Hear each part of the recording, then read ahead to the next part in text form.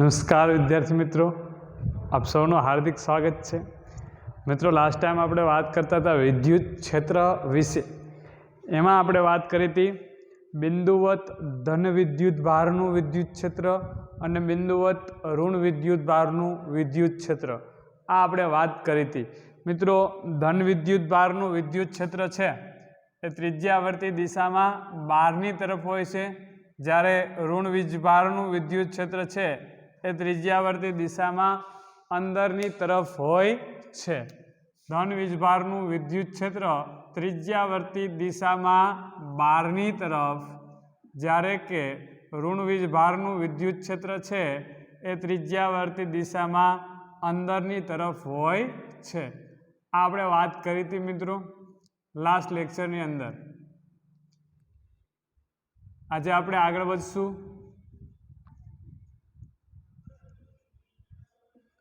અહીં આપણે આ ધન વીજભારનું વિદ્યુત ક્ષેત્ર છે એની ક્ષેત્ર રેખાઓ દોરેલી છે. ધન વીજભારના વિદ્યુત ક્ષેત્રની ક્ષેત્ર રેખાઓ છે એ દોરેલ છે.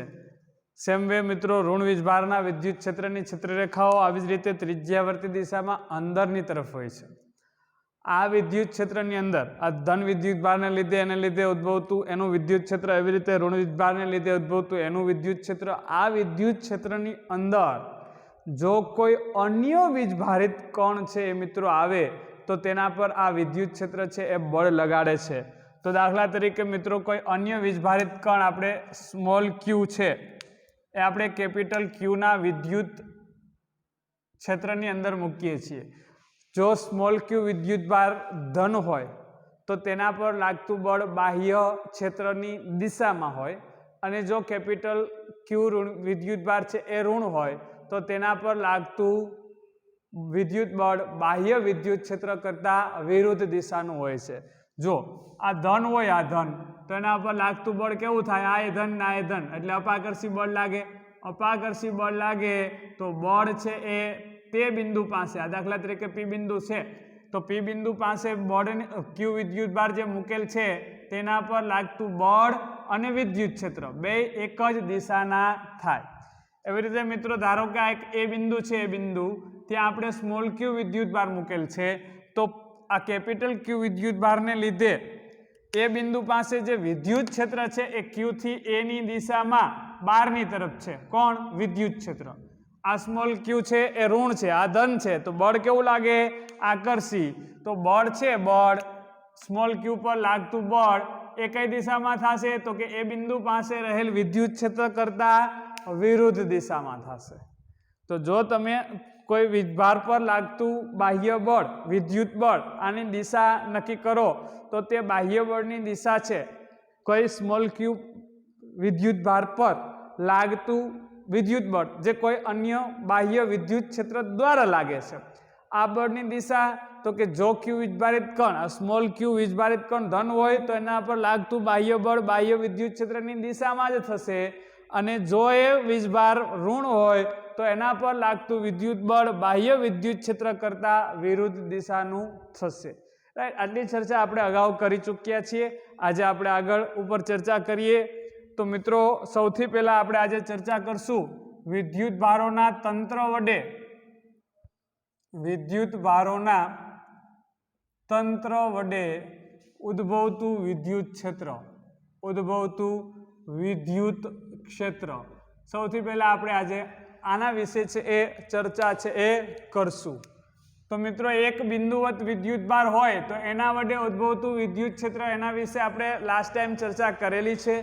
હવે એક વિદ્યુતભાર નથી, ઘણા બધા વિદ્યુતભારો છે, એને કારણે તમારે કોઈ બિંદુ પાસે ઉદ્ભવતું વિદ્યુત ક્ષેત્ર છે એ મેળવવું છે. રાઈટ. તો ફોર એક્ઝામ્પલ મિત્રો, આપણે એક કાર્ટેશિયન યામ પદ્ધતિ લઈએ.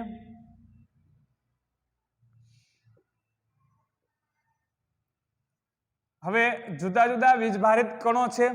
દાખલા તરીકે મિત્રો, એક Q1 વીજભારિત કણ છે જેનો ઉદ્ગમ બિંદુની સાપેક્ષે સ્થાન સદિશ છે એ R1 છે. બીજો એક Q2 વિદ્યુતભાર છે, Q2 વિદ્યુતભાર, એનો ઉદ્ગમ બિંદુની સાપેક્ષે સ્થાન સદિશ છે એ સદિશ R2 છે.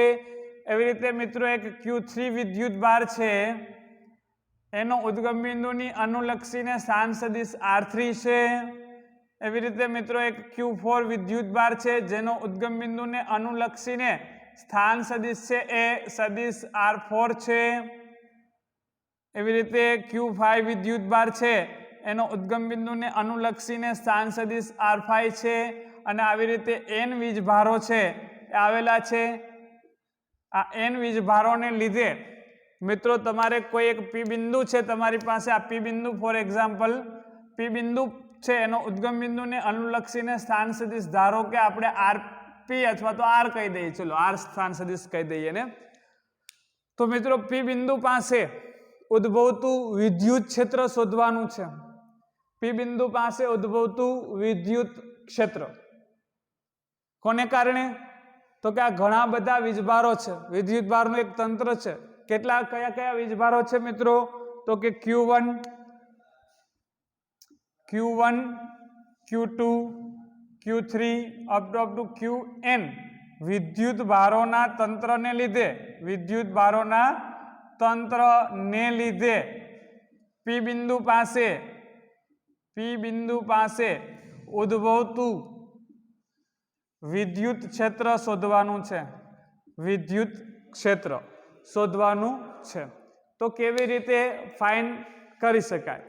તો સૌપ્રથમ મિત્રો આપણે આટલો Q1 વિદ્યુત ભાર હોય તો એ Q1 વિદ્યુત ભારને લીધે પી બિંદુ પાસે વિદ્યુત ક્ષેત્ર કેટલું મળે એ આપણે જાણીએ છીએ। Q1 વિદ્યુત ભાર વડે પી બિંદુ પાસે ઉદ્ભવતું ચુંબક વિદ્યુત ક્ષેત્ર એને આપણે સંજ્ઞા આપીએ ધારો કે E1, સંજ્ઞા આપણે આપીએ E1। Q1 વડે પી બિંદુ પાસે ઉદ્ભવતું વિદ્યુત ક્ષેત્ર એને સંજ્ઞા આપણે આપીએ E1, તો એનું મૂલ્ય કેટલું થાય મિત્રો? KQ1/R²।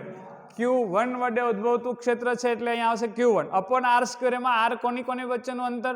Q1 અને P વચ્ચેનું અંતર। તો Q1 થી P વચ્ચેનું અંતર છે મિત્રો, Q1 થી P વચ્ચેનું અંતર એને આપણે કહી દઈએ R1P અથવા તો RP1 કહી દઈએ, RP1। તો આને કહી દઈએ RP1। 1 થી P ને જોડતો 1 થી P ને Q1 થી P ને જોડતો સદિશ છે RP1। તો મિત્રો આ માત્ર Q1 વડે પી બિંદુએ ઉદ્ભવતા વિદ્યુત ક્ષેત્રનું મૂલ્ય છે। શું છે? મૂલ્ય। દિશા વિશે આપણે પછી વાત કરીએ મિત્રો, દિશાની વાત કરીએ, ચલો ભેગી જ વાત કરીએ આપણે। Q1 વડે પી બિંદુ પાસે ઉદ્ભવતું વિદ્યુત ક્ષેત્ર એની દિશા કઈ થાય? તો કે જો Q1 ધન હોય તો બહારની તરફ એટલે કે Q1 થી P ની દિશામાં, અને જો Q ઋણ હોય તો અંદરની તરફ। આપણે અહીંયા વાત કરી છે એમ ધન વીજભારનું વિદ્યુત ક્ષેત્ર ત્રિજ્યાવર્તી દિશામાં બહારની તરફ, ઋણ વિદ્યુત ભારનું વિદ્યુત ક્ષેત્ર છે એ ત્રિજ્યાવર્તી દિશામાં અંદરની તરફ। ઋણ વિદ્યુત ભારનું વિદ્યુત ક્ષેત્ર છે એ ત્રિજ્યાવર્તી દિશામાં અંદરની તરફ। તો Q1 છે, Q1 એ કેવો છે, ધન કે ઋણ, એના ઉપર આધાર રાખશે E1 ની દિશા। Q1 છે એ ધન છે કે ઋણ એના પર આધાર રાખશે E1 ની દિશા।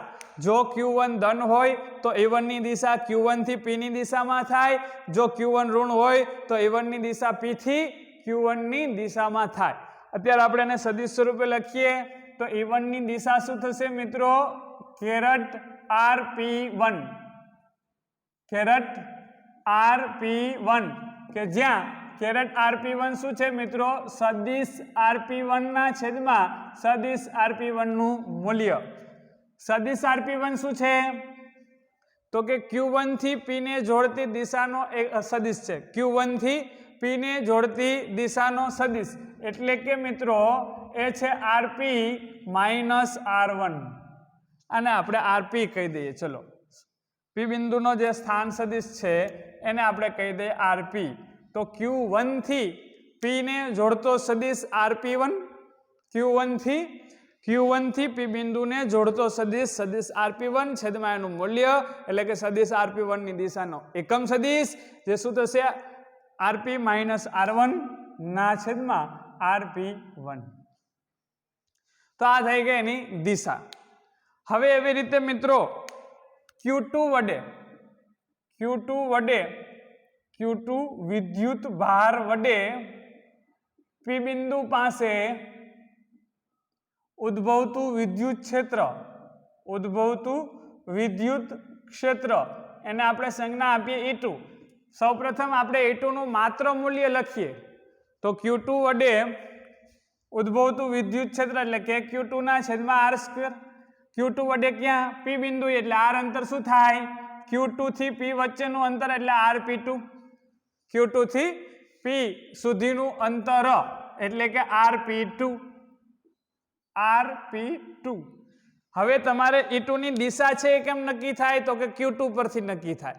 Q2 ધન હોય તો મિત્રો Q2 થી P ની દિશામાં અને Q2 ઋણ હોય તો P થી Q2 ની દિશામાં. તો આને સદિશ સ્વરૂપે લખવું હોય તો મિત્રો એની દિશા આપણે શું લખશું કેરેટ RP2.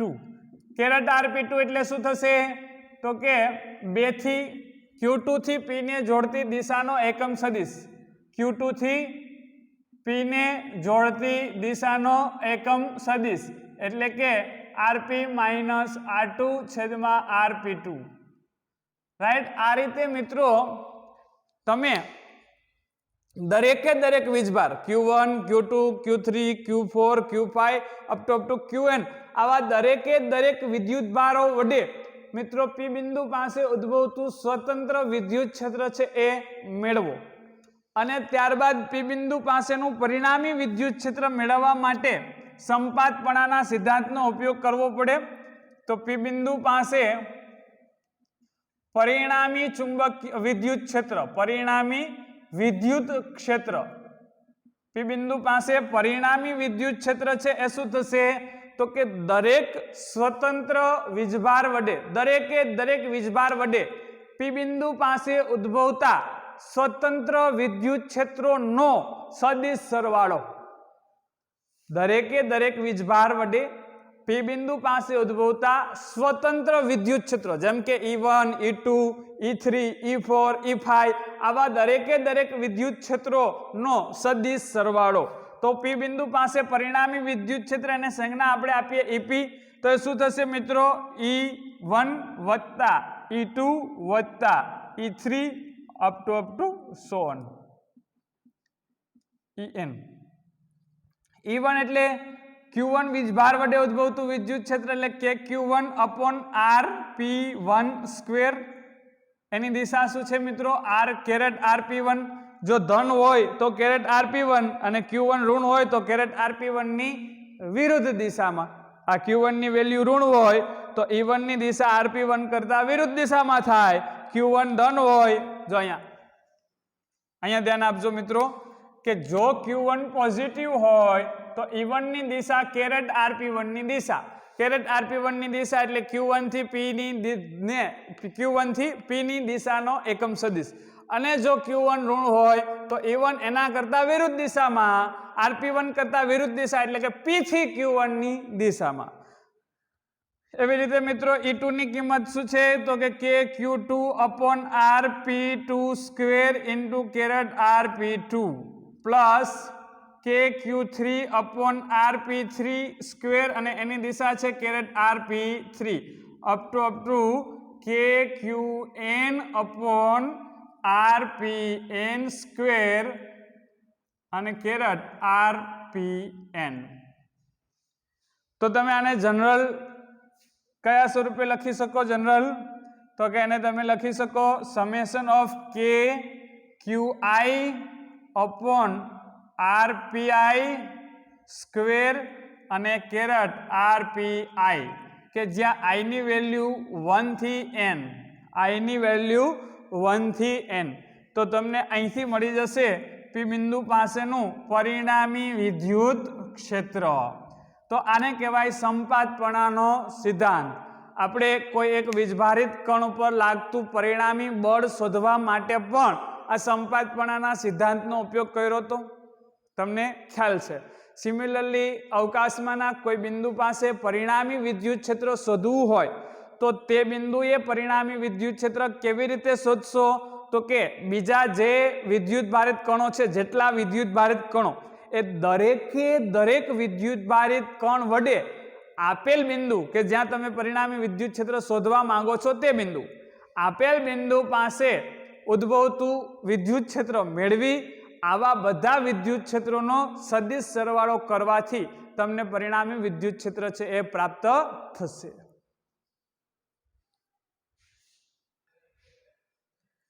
ચલો મિત્રો, આપણે એક સિમ્પલ એક્ઝામ્પલ છે એ લઈએ.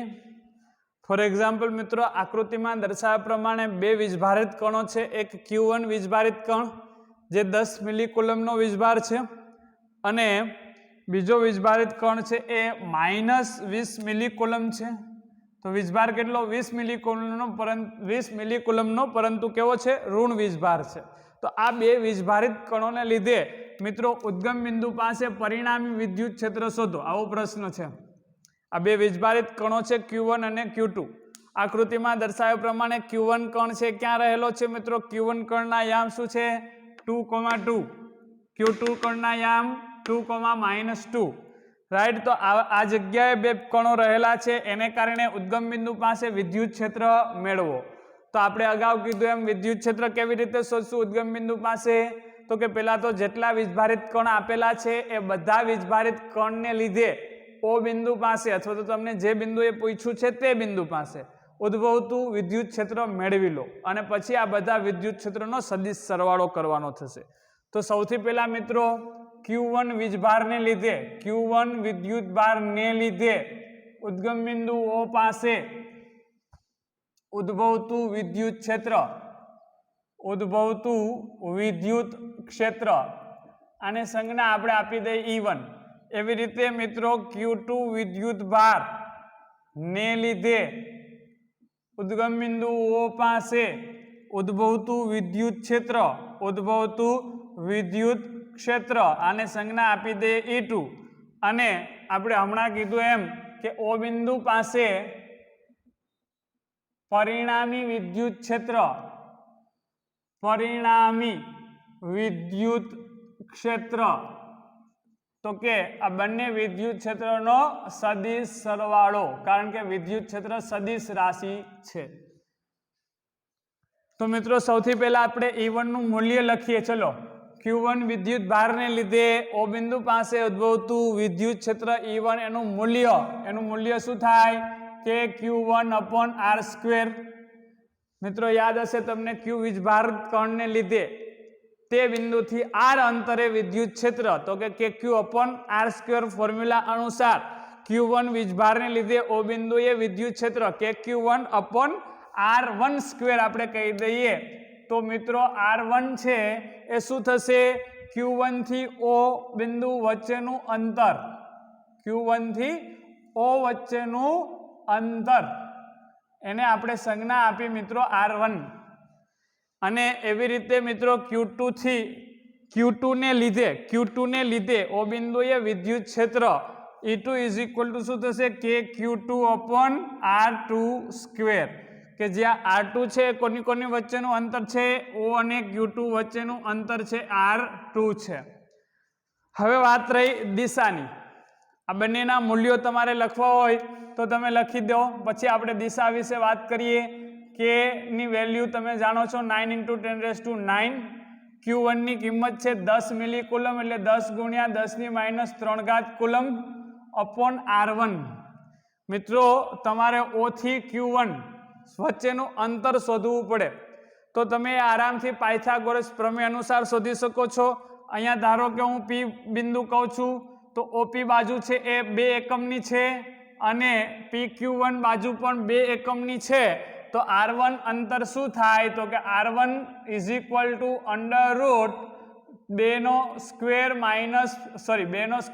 2², એટલે 4 + 4 એટલે કે વર્ગમૂળમાં 8, વર્ગમૂળમાં એટલે કે 2√2 R1 અંતર થશે. અને એવી રીતે મિત્રો R2 પણ શું થશે? √2² +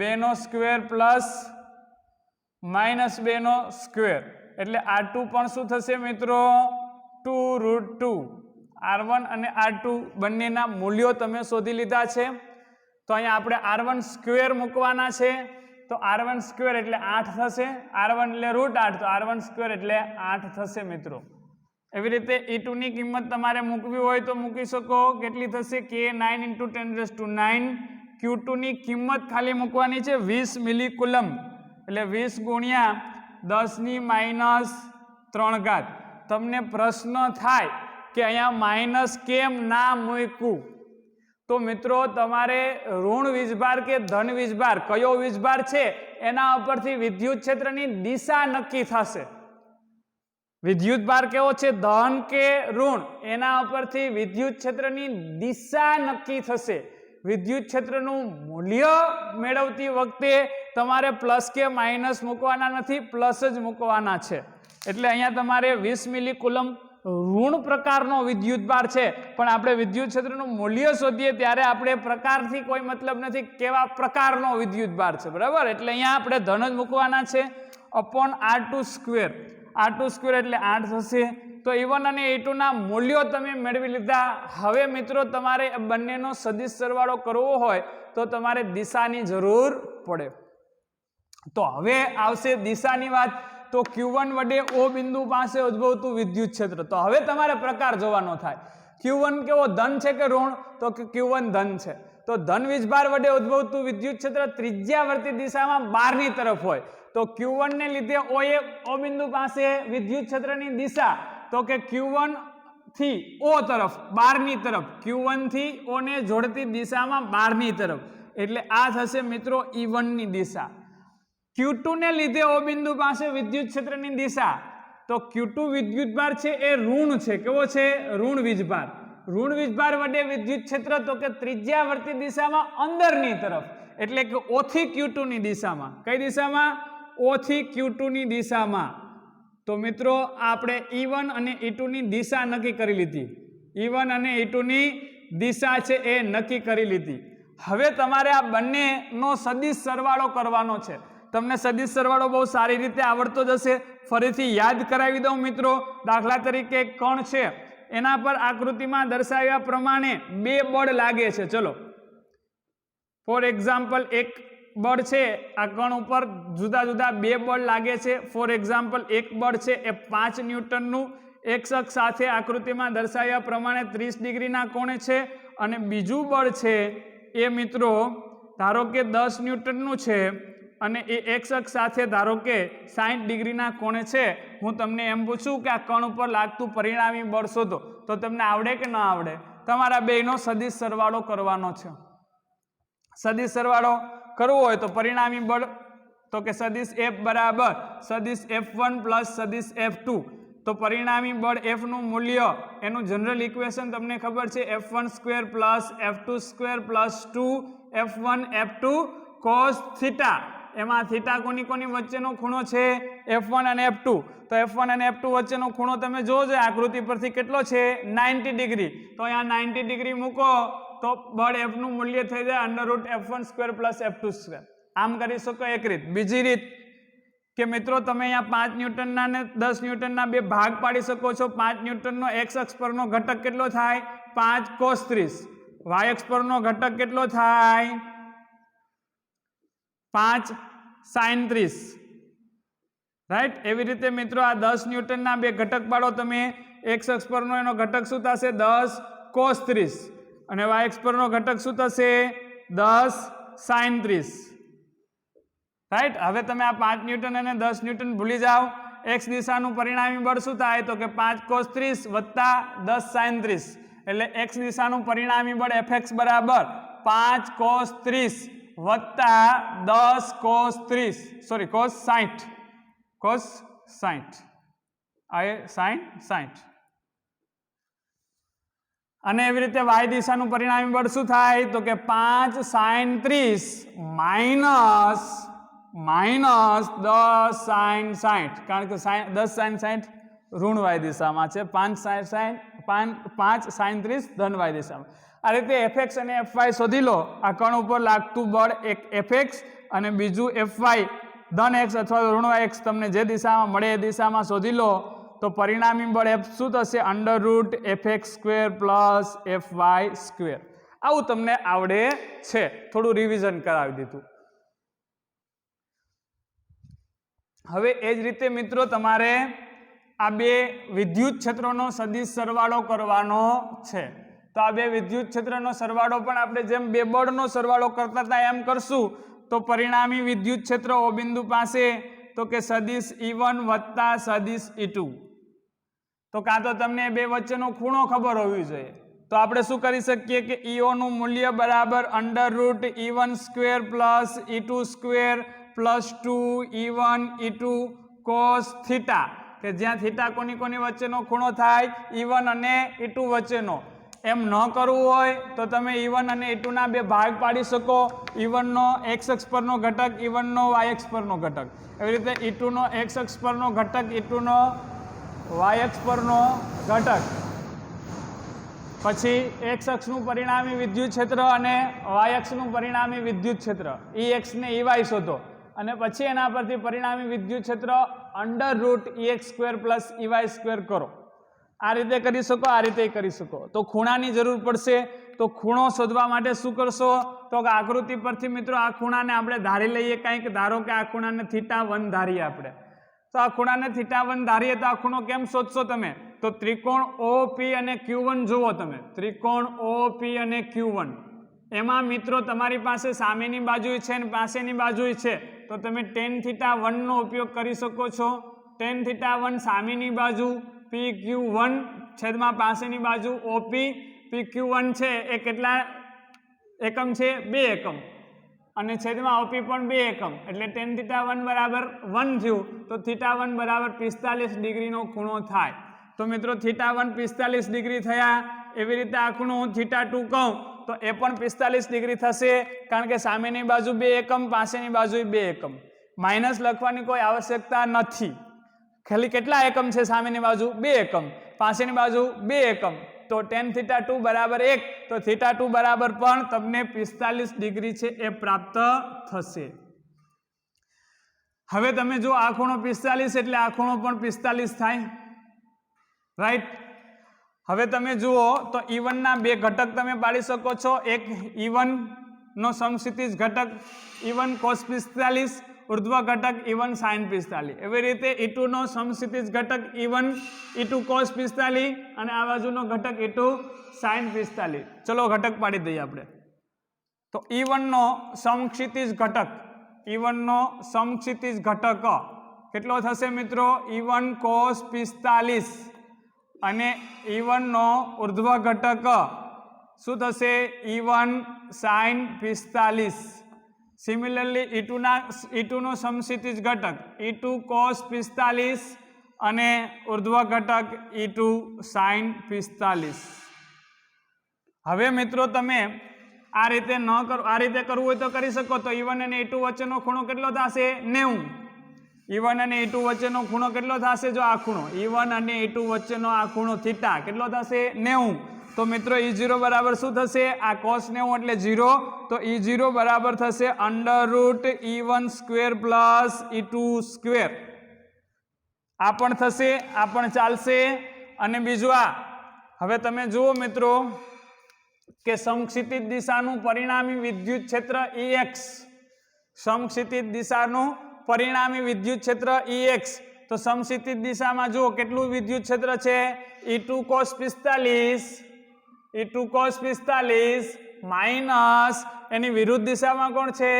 E1 sin 45. હવે તમે જુઓ સમીકરણ નંબર 1 અને 2 પરથી, 1 અને 2 પરથી મિત્રો E1 અને E2 ના મૂલ્યો સરખા છે. આ E1 નું મૂલ્ય અને E2 નું મૂલ્ય બે મૂલ્ય સરખા છે. cos 45 ની વેલ્યુ અને sin 45 ની વેલ્યુ એ સરખી થાય, 1/√2 1/√2. એટલે આખું પદ અને આખું પદ બે સરખા છે. તો સમક્ષિતિજ દિશાનું વિદ્યુત ક્ષેત્ર 0 થશે.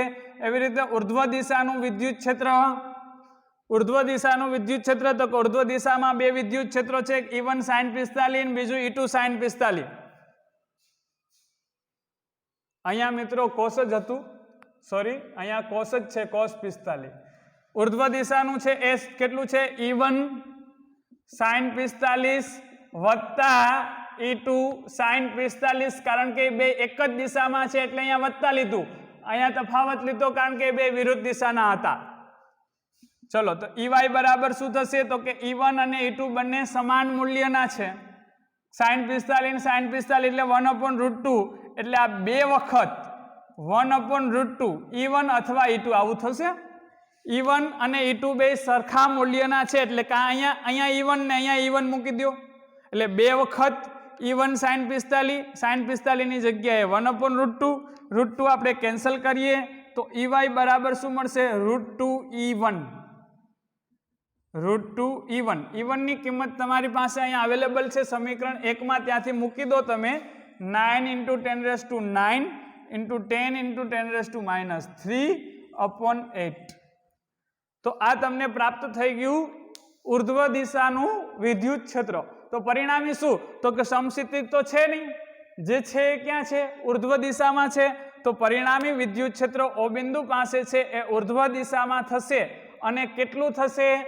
તો કે EY જેટલું આપણે જે લખ્યું તે ટલું રાઈટ તો એ બિંદુ પાસે પરિણામી વિદ્યુત ક્ષેત્ર છે એ EY જેટલું થશે અને કઈ દિશામાં થશે અધો દિશામાં એટલે કે ઋણ Y દિશામાં કઈ દિશામાં ઋણ Y દિશામાં ઋણ Y દિશા એટલે કે -j ની દિશામાં ખ્યાલ આવ્યો આકૃતિ ફરીથી હું દોરી દઉં છું તમને